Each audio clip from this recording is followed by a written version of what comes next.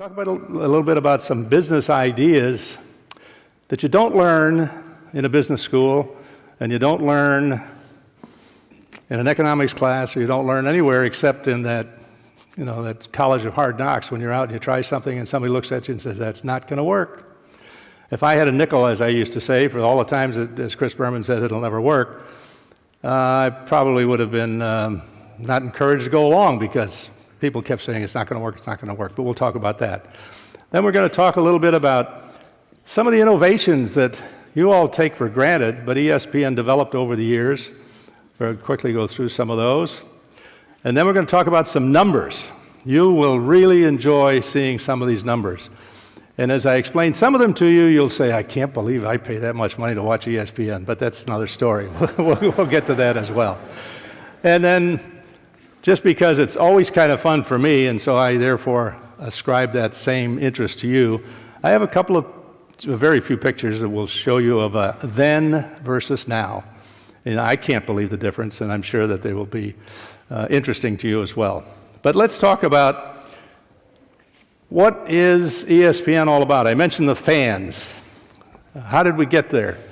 I want to show you just a couple of quick, if I can, I got my handy-dandy quick fix here.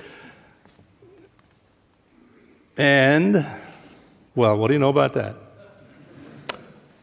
Let's try this again. Well, somebody will tell me how this is going to work pretty soon. And I will move this. Let's try it again. There we go. That's what ESPN is all about. 6 words. And you notice who is centered in those 6 words? You, the sports fans of America. That's the way that we started back in 1979. And we had some hints along the way. For example, sports has become America's most shared human experience, a feeding frenzy, and so on. You'd think that's today, right? That was in Sports Illustrated 1994.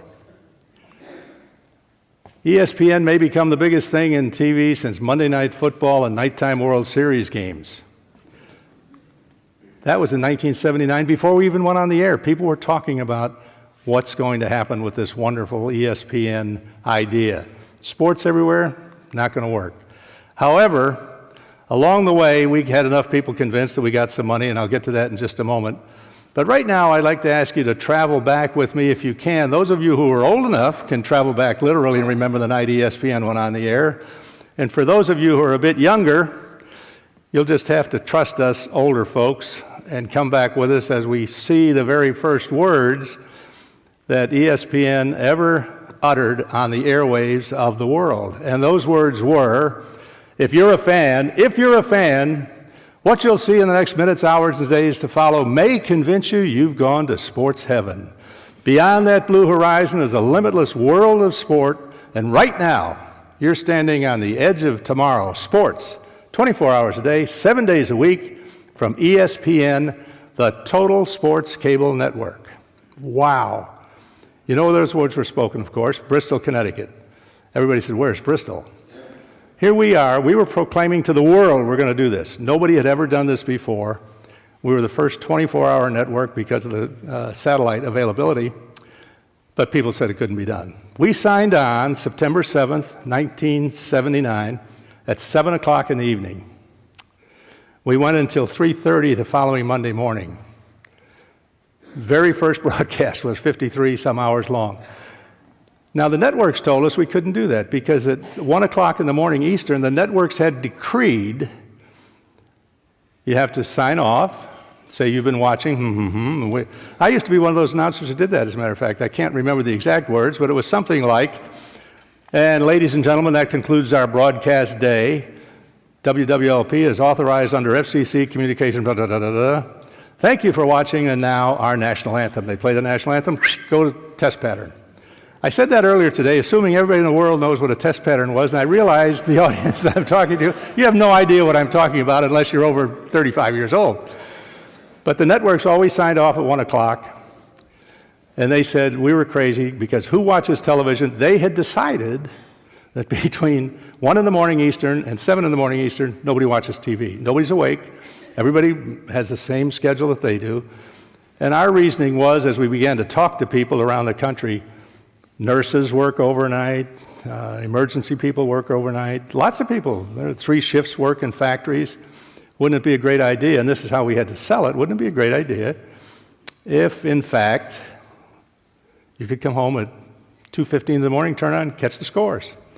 So that's what we went ahead and tried to sell people. Well, it wasn't all that easy because you need some money, you need some programming, you need some advertising to pay the bills, you need some customers to play it. And as we go through this, you'll understand what I was talking about people not really catching on to this whole idea. But anyway, we came up with some ideas. We needed, and I've just reduced them to make it very simple to present, facts, because it's a really easy word to remember, right? We needed financing, we needed advertising, we needed some content and the technology to deliver it, and lastly, we needed some subscribers. Because without you, the subscribers, what's ESPN? Not much of anything. Well, on the first issue, financing, we thought this was the greatest idea, as the saying goes, since sliced bread or fire or take whatever phrase you want. And we went to the first investor, potential investor. I was ready to walk out with a check. I mean, I was just ready. This is so great. I'm going to explain this to you so well. You can't wait to get it. The meeting lasted maybe 5 minutes. He said, "You don't know what you're talking about. It's crazy. It's never going to work." Well, what do you do next? You go back to the next guy and the next guy and so on. So we kept going around. Finally, our 7th investor that we approached was Getty Oil. And when Getty Oil said, "We'll finance it," that's great. Now, the easy answer today when people talk to me, and if we were passing in the hallway or if we were walking down the street and you say, "How do you finance a network like ESPN?" My quick answer, maybe a little bit flip, is $9,000 credit card cash advance, which is true, and $146 million from Getty Oil, which is also true. I think the latter really made it work, but without the former, we wouldn't have even taken the idea to Getty Oil.